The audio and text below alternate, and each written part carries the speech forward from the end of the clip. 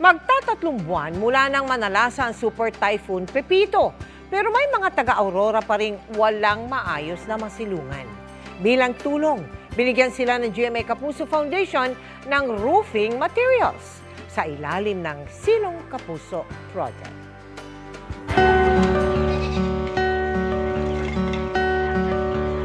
Sa trapal at pinagtagpi-tagping yero muna tumutuloy ang ilang taga-barangay Dinadyawan sa Dibakulaw, Aurora.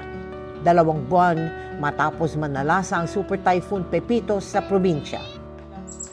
Si Ferdinand, itinali at nilagyan na lang ng bato ang bubong para hindi liparin ang yero.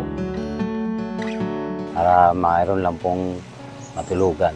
Tumutulong naman, kasi may dati na kasing pinagpakuan yan man, so yung mga butas.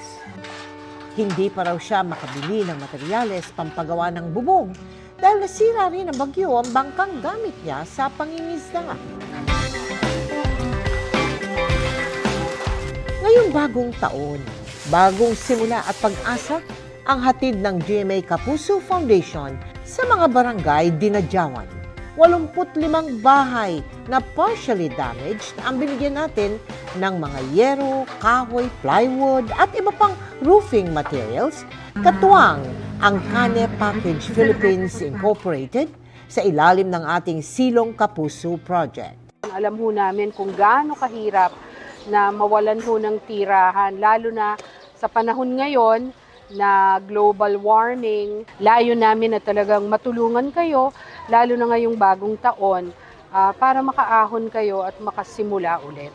Agad ding sinimulan ang construction sa tulong ng 522nd Engineering Construction Battalion ng Philippine Army. Yung qualification natin, ang ginagamit lang nila ngayon, halimbawa mga lona o kaya mga sira-sirang yero na kinabit lang nila. Meron ng structure na pwede nating pagkabitan ng mga yero.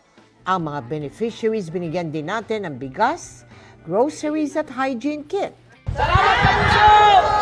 Sa mga nais makiisa sa aming mga projects, maaari po kayo magdeposito sa aming mga bank account o magpadala sa Cebuana Luwalier. Pwede ring online via GCash, Shopee, Lazada at Globe Rewards.